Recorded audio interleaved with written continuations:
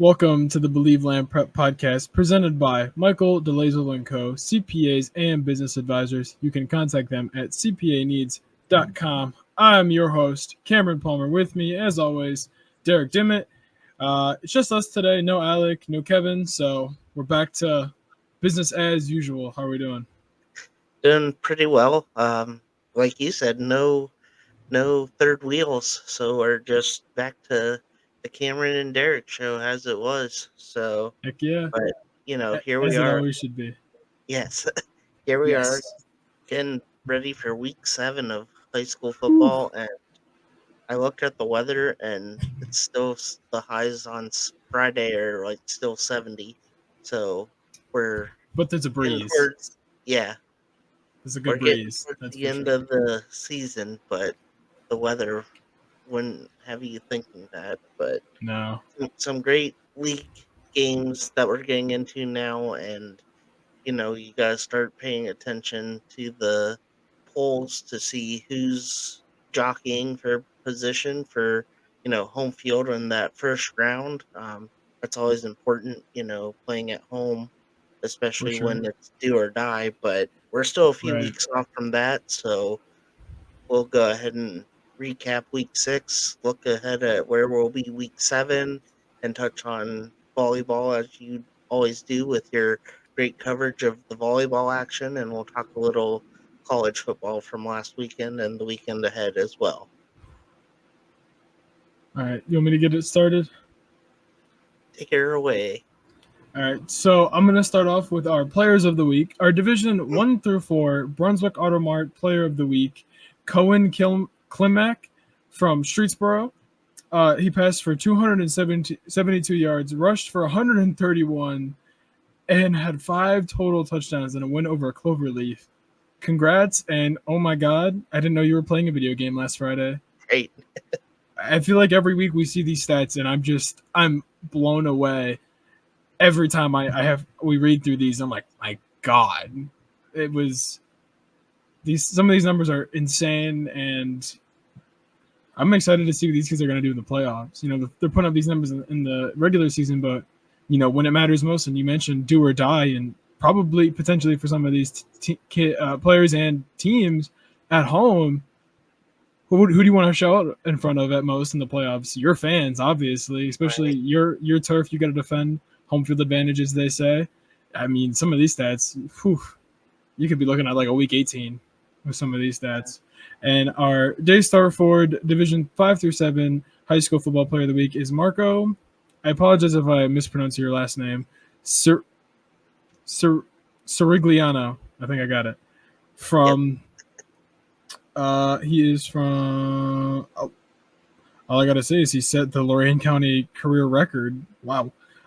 Rushed for 6 rushes for 192 yards. I don't even know what yardage that is per carry, but it's over 10. My Yeah. goodness. 4 touchdowns, and he set the Lorain County career record for rushing yards and touchdowns versus Oberlin. Congratulations. That is really, really impressive. From Columbia High School, for the record. Congratulations to both. I wish you guys the best of luck moving forward as you are 3 weeks away from potentially a playoff game on the road or at home. Best of luck to the both of them. And now diving into where we left off last week, as far as my volleyball coverage. On last Thursday, Kenston took on Eastlake North in a WRC. I don't want to say rivalry match, but two teams that are very familiar with each other, obviously, throughout all athletics, considering that they share a conference.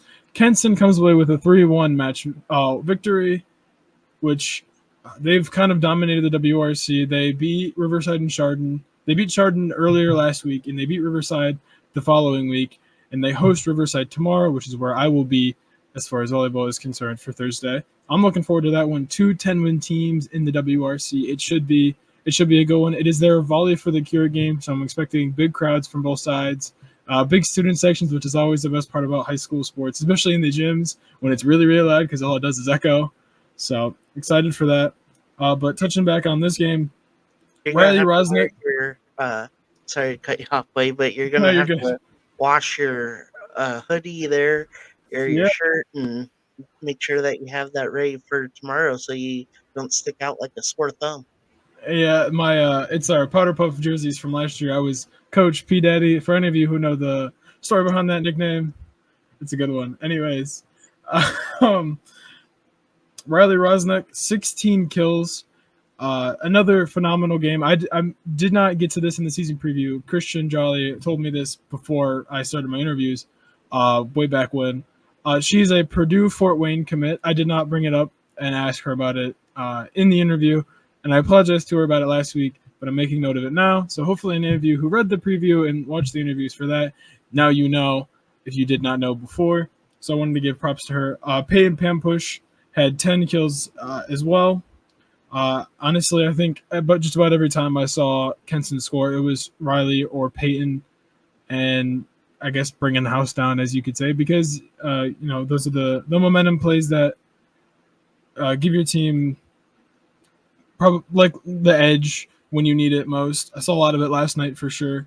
I'll get to that. That was I saw some really good game planning last night. Well, I'll touch on that in a moment. Peyton Pampush added 6 blocks. Emma Brownfield had 6 blocks as well. Riley Rosnick had 2 blocks, and Emma Brownfield had 3 aces. So just an overall really good performance. Despite the 1-set loss, they did a very good job of bouncing back in sets 3 and 4. Set 4 got a little interesting. Kenson took a pretty big lead, and then Eastlake North found their way back into it, but Kenson was able to shut the door and come away with another win in the conference and another win on the season. As I mentioned, Riverside and Kenson will play tomorrow, and we'll talk about Kenson from last week here in a little bit, because this week gave me a whole lot more now, as if it didn't already. Like I said, I'll cover that here in a minute. Now getting to where I was yesterday. Berkshire played Crestwood. Berkshire hosted Crestwood in a CVC match. A lot of conference play now in that part of the year, which these are the fun games. There's little rivalries. Every school knows each other. So a little backstory on the game for those of you who may not have read the recap yet. If you haven't, go check it out. Some good videos, good coverage, as I try to do every. I'd say week in and week out, but I'd say day in and day out is more realistic. So back in August, Crestwood ventured to Berkshire to paint the lawn rock, and it says C, the letter C, 926, which was yesterday, in reference to the volleyball match in which Crestwood was swept. Just something that was kind of, I'm sure, I know on the minds of the players. I asked Coach Protz and some of the players about it. They're like, we didn't. They mentioned not trying to let it get in the way and make sure that they're focused on winning, but also keep that in the back of their minds to keep them motivated and fueled for it. Obviously, coming in with a sweep. Maddie Smetana, another phenomenal game. She's in the running for the News Herald Player of the Year, volleyball Player of the Year. I saw 15 kills, 16 digs, a double-double if this is basketball. Haley Stoddard, 8 kills, 2 digs, and an ace. Sammy Winter, 7 digs, 12 assists, 3 assists. 12 assists, 3 aces, pardon me. Kate Miller, one of my interviewees from yesterday. I mentioned it to her prior to the interview. I feel like just about every time the ball was served or anything, she was around it. She was making plays, keeping play alive for her team. And a big part of volleyball is the back row who keep players alive. The all-out efforts to keep things rolling. So it shows up on the stat sheet, but maybe a little underappreciated because it doesn't score points, but it can lead to points, obviously. So I wanted to give shout out to her and Marissa Risch. She had 9 digs as well. Marissa added 4 kills, 15 assists, and 3 aces. A stat in just about every category. I think she's part of the front row. So her and I believe Haley Stoddard, or really any of the front row for Berkshire, probably combined on a block throughout the night. Berkshire's got some really, really tall, lengthy girls up front, making it hard for the Crestwood hitters, which I saw Crestwood earlier in the year, and their hitters like really kind of, I don't want to say dominated the game, but they were a really big part of the game, and they were quite silent last night. I'm not going to lie. Props to Joni Protz for game planning for that and being ready and having their blockers ready for it, and they did a really good job because I think if the hitters are extremely involved, it could have been a lot different last night. I'm not saying Berkshire would have lost, but maybe we go to 5 and, this game lasts 3 hours. But it was a good match. Berkshire kind of ran away with both sets 2 and 3 without much trouble. Set 1 was good back and forth, but it was all Berkshire after that. And then tonight I will be at Hiram volleyball. They play the Allegheny Gators. That's a bit of a tongue twister if you say it a little fast. For a volleyball match, Hiram, their first home match since the last time I was there a couple weeks ago. Looking forward to it as always. But the big one, the Battle of Jugga County, I suppose is the name for it. I was unaware, but now I know. The Kenston Bombers defeated rival Chardon Hilltoppers in a slugfest of a football game. Chardon took the lead in the second quarter. Kenston responded. Chardon took the lead again. Kenston responded to beat the clock on a 22-yard Sean Patrick touchdown run. And then Chardon opened up the third quarter with a score. Kenston turned it over on downs, but on legitimately the next snap, a bad snap, popped in the air. Ashton Kalenic came in, took it out of the hands of Will Francis, and ran about 15 yards into the end zone to realistically the play of the game. Because without that, Chardon's a team that runs the clock. They run the ball a lot. They're just going to run the ball, and you might not end in the third quarter with another possession. So that was huge play of the game. Up to that point, maybe you could make an argument for Colton Bach's game-winning go-ahead pass to Dylan Krupp for the touchdown, and Grady Kutcherson added on with a field goal late in the fourth quarter to give them a 2-possession lead with 2.5 minutes left. Charlie Thompson's interception gave Kenston the ball back with 30 seconds left. Couple of knees, and it was all she wrote from Chardon Memorial Stadium. I mentioned Week 8. Kenston hosts the Riverside Beavers, who beat them 42-28 last year at Riverside, the defending WRC champions. When I mentioned Week 8 meaning a whole lot more, it does, because Week 8 would have meant nothing if you didn't beat Chardon. They beat Chardon, and now you have a chance to, on homecoming, take down the defending champs and realistically seal your chances as taking home the WRC crown. With only having to play Willoughby South and Eastlake North. Eastlake North is their final game of the season, which could be a good one. It was a good one last year. Sean Patrick scored with little over 2 minutes left to give Kenston a 3-point lead and win the game. So that could be that one will be as important as Week 8 for sure. So anyways, to the stats. Colton Bach, he played a clean game, which was probably the most important thing, considering he threw 2 interceptions against VASJ and he threw 2 against Lake Catholic. Playing a clean game against this Chardon defense, who is good at taking the ball away, and they're good in, I almost said pass protection. They're good against the pass.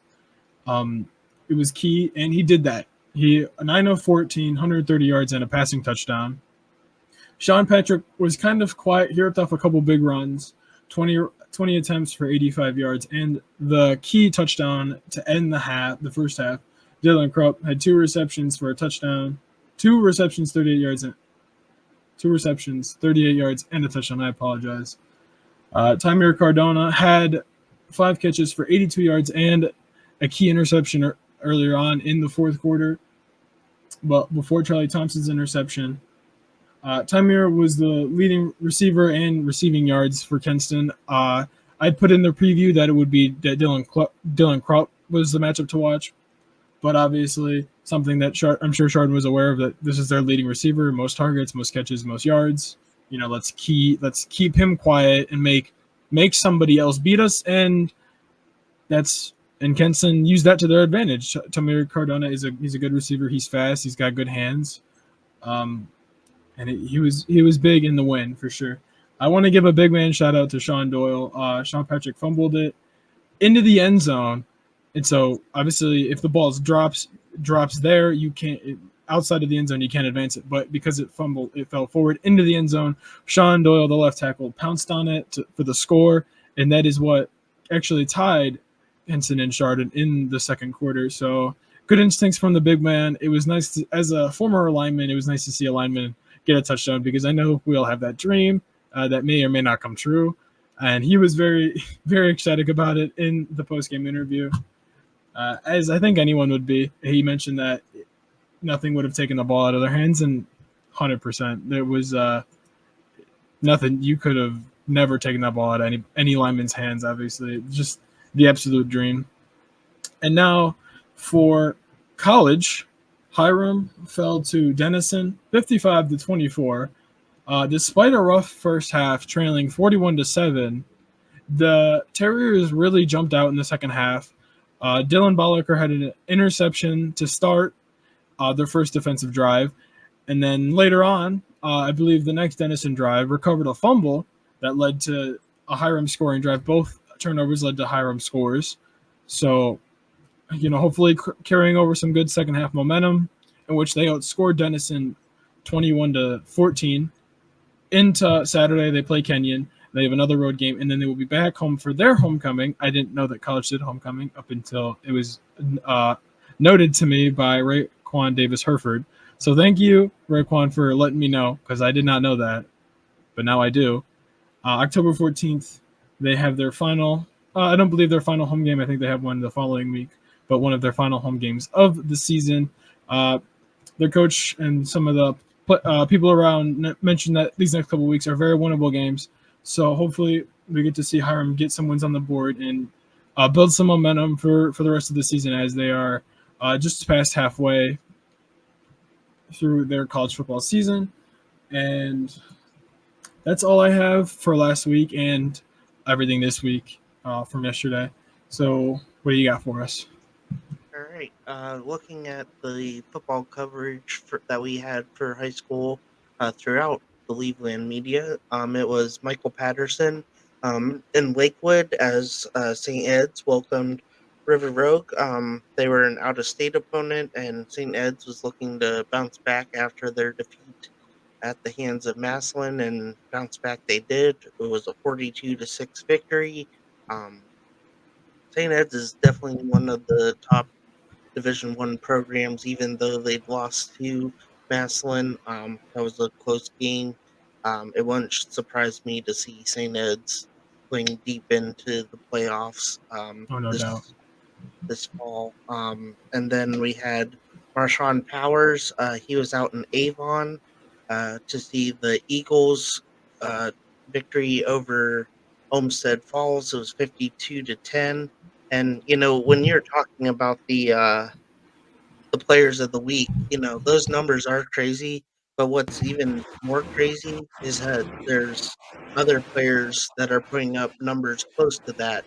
And it's definitely a hard decision each week for No Kevin doubt. or Sean and those that make those decisions, just to make just to pick one from, we break it down by, the bigger schools with the 1 through 4, and then the smaller schools 5 through 7, just to kind of break it up a little bit that way. But honestly, we could probably go through and do a player of the week for each division because there's so many great student athletes throughout Northeast Ohio, They and really are, for real. we're so blessed to watch them as fans, cover them as media, however you slice it up.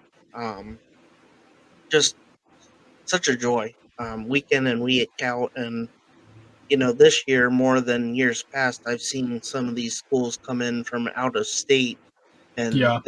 they come in highly rated in their state, and then they go up against an Ohio team, and it looks like they might as well be a JV team, with the way, At times, yeah, it can. yeah, Yeah. with the way some of these Ohio teams, chew them up and spit them out.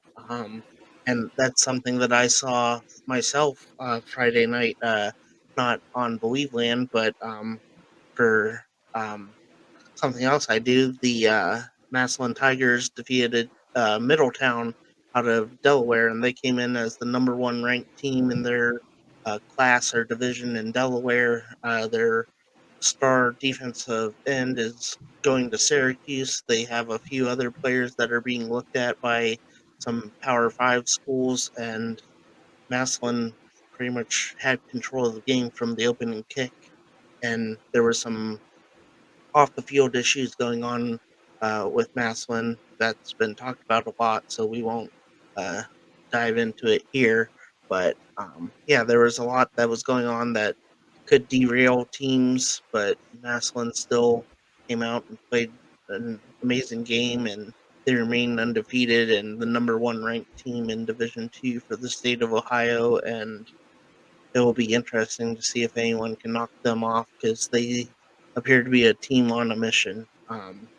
And They do. That win over St. Ed's is like a statement. I mean, right, definitely, that shocked definitely, me for to be honest with you. So continue. yeah, yeah. To beat a team that's undefeated that has three linemen going to Big Ten schools and three linemen that may see playing time as underclassmen at those Big Ten Right. schools, to go up and beat them is an amazing feat.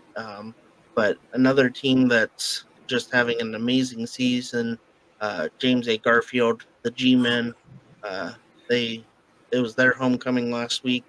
They took care of Campbell Memorial, 61-0.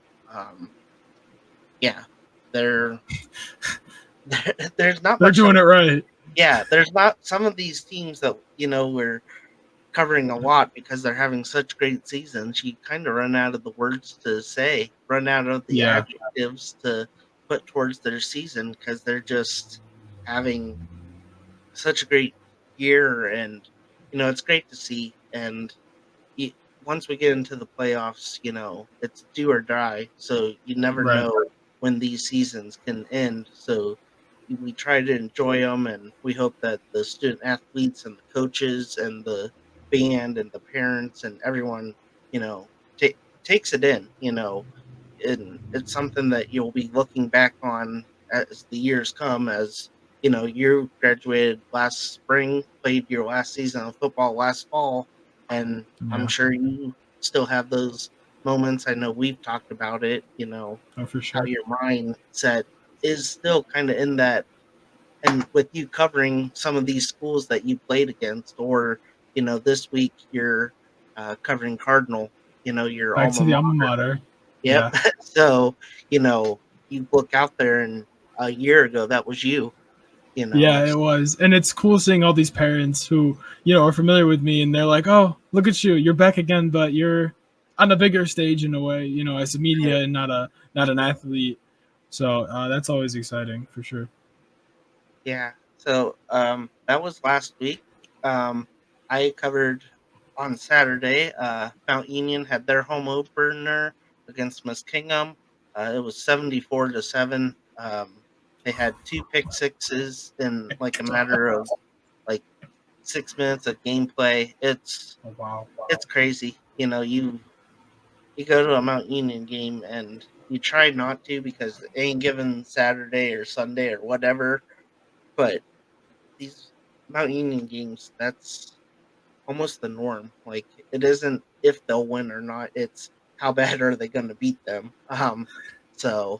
But they are home again this week against Ohio Northern, and you'll be filling in for me at Kent State as they begin MAC Yes. play with Yes. Miami of Ohio, who a few weeks back defeated Cincinnati. So they're looking very good this year. A big Right. test for Coach Burns and the Flashes, but that'll be an exciting game, I think, for you. And yeah, Mount Union's playing Ohio Northern, and uh, Marshawn Powers. He'll be covering as a special for us the Baldwin Wallace.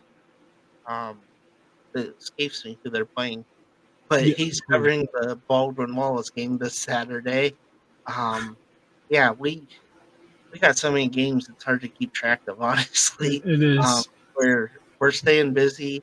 Um, coming up here, let's get this week started off. As you mentioned, you'll be out at Cardinal, or maybe I mentioned it. I don't know. Yeah. We're just we're shooting from the hip here. It's going all right. But yeah, so you'll be yeah, so you'll be at Cardinal, and do you have anything you want to kind of preview about that game? Yeah, so a week ago, last Friday, it was the rendition of the long storied Kinsman Cup between the Berkshire Badgers and the Cardinal Huskies. Berkshire wins 45-28. Ouch. But I can applaud Cardinal for scoring 28 points in the second half, all thanks to now named starting quarterback Cal Ciminello. He ran for 3 touchdowns and threw one in the second half as starting quarterback Logan Struver went down with injury. Logan is healthy this week, but Coach Parati and Joe Yule are making the decision to go with Cal this Friday for their homecoming from Richard A. Moss Field. And obviously, they have a juggernaut running back to go up against, as Nate Blasioli is having a phenomenal season, despite the loss big time to Harvey, 42-13, that the Red Devils suffered last week. So 2 teams coming off losses, 2 CVC conference opponents, 2 teams, like I mentioned, are very familiar with each other. Obviously, 2 schools I'm familiar with from coverage and playing as well. So I'm looking forward to seeing head coach Jack D'Amato again. I haven't seen him since the CVC. Oh God, what was it called? The CVC Combine? Because I mean, it's basically what it was, which was a lot of fun. He helped set it up. Mick Mockner from Harvey, and Chris Wood's athletic director helped set up everything up, which was a phenomenal event. I plan on seeing it again next year from Harvey. It was a lot of fun, for sure. But back on track. Cardinals bringing in, I don't want to say a new starting quarterback because he has been a quarterback for the JV team the past couple of years. And, but what can he do in his second varsity start? He started a couple years ago as a freshman, as an injury replacement for Logan when we played Crestwood my junior year. But let's see what he can do now with, some real maturity to him as a junior. And he worked a lot in the offseason to get better at not only route running, as he was expected to be a full-time wide receiver and running back this year, but now he also worked on his arm as the quarterback just because, at any moment things can happen and you can be called on to be QB1. So Logan and Cal are switching spots. Logan is going to fill Cal's role as the running back / wide receiver, and likely on defense at safety and corners, as Cal will slide into the quarterback spot.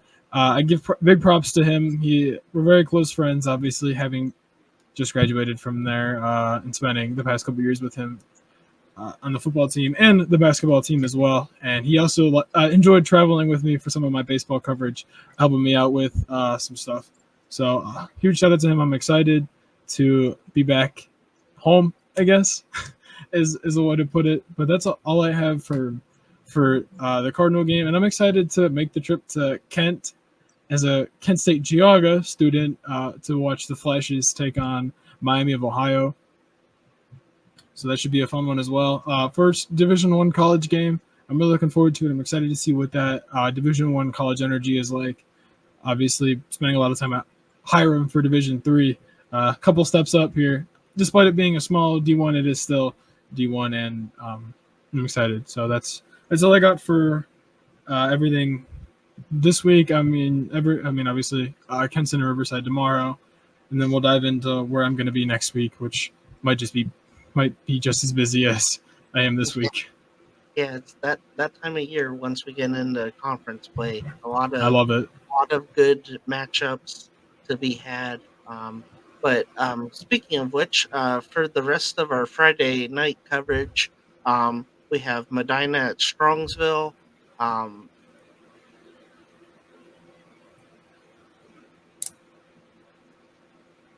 Sean Powers out there to see Chris Stoddard at quarterback for Medina.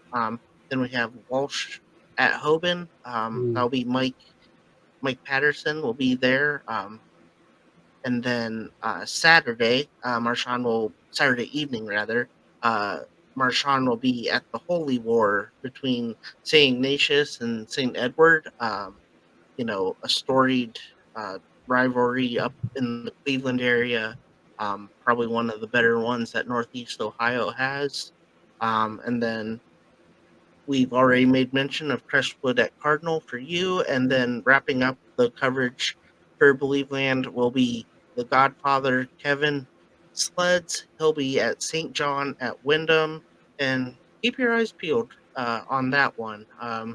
We got word that we might have a few surprises come from that. So keep your Yes, eyes yes. peeled onto the Twitter, Instagram, Facebook, X, TikTok, wherever Kevin will be sharing some information and some things from Wyndham. Really looking forward to that. That's been one that we've had circled here at Believeland for past couple weeks. Really looking forward to the opportunity that's being presented there. So yeah, keep your eyes peeled for that. Kevin will have a great recap of that Wyndham, excuse me, and St. John game in the Northeast American Conference.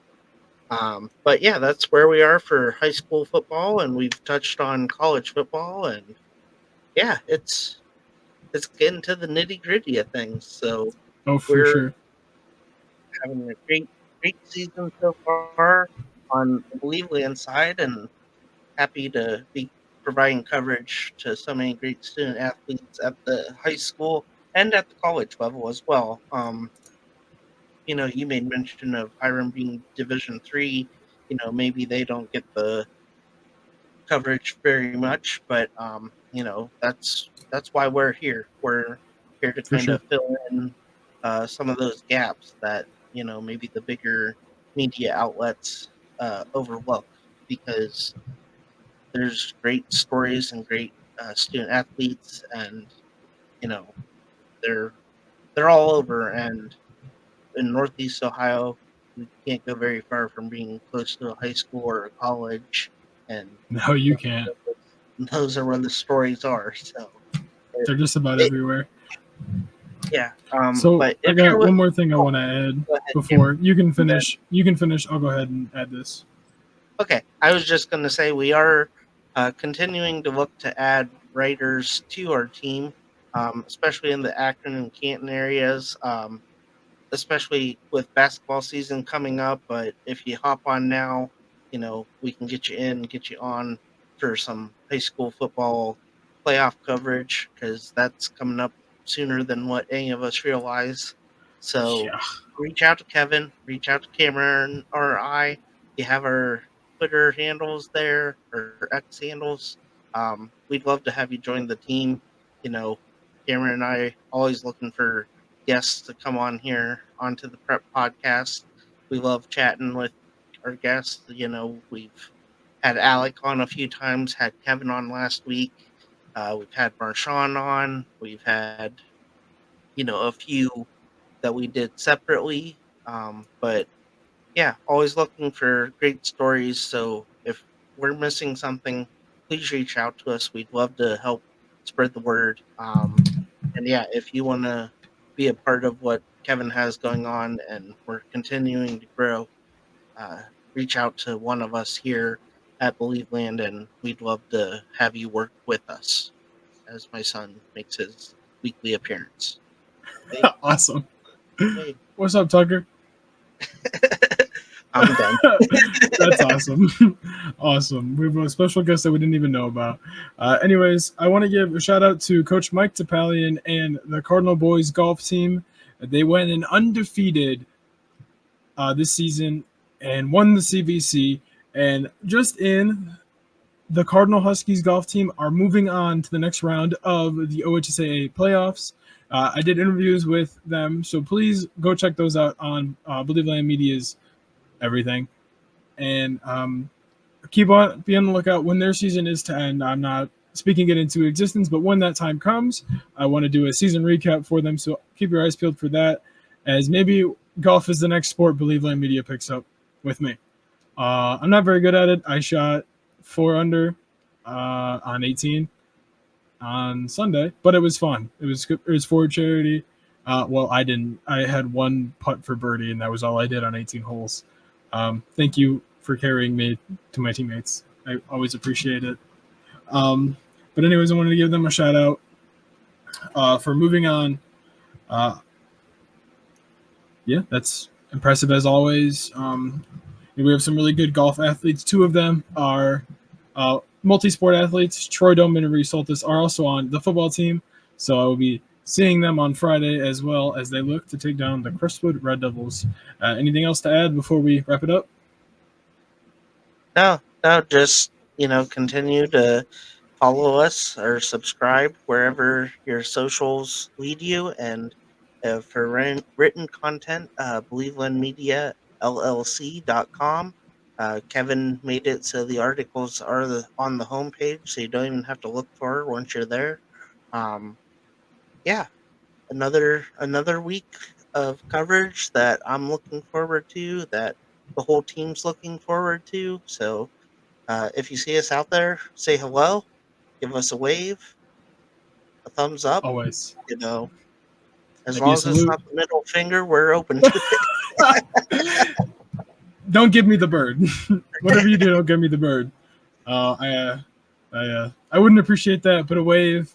If you want a picture, go ahead. That's fine. We can get a picture together. Speaking of pictures, how can we go our whole episode and not mention the picture you got last Friday night? So for any of you who may be unaware, last Friday I met a legend, Ken Carmen, from Friday Night Touchdown on Fox 8. I may have gotten the picture with him, but I want to give this man a shout out for mentioning me in his post about traveling to Shard, because if he didn't do that, I never would have known. So thank you, Derek, and I promise you and Kevin are going to get to meet the man. It was an absolute honor to meet him. If you see this or listen to this, Ken, thank you so much. It was an absolute pleasure to meet you, and I hope we get to cross paths later on in the future. He was very excited to meet me. It was cool. I've also met Gene Simmons from Ohio High School football media and basketball media 2 weeks ago at Mogador.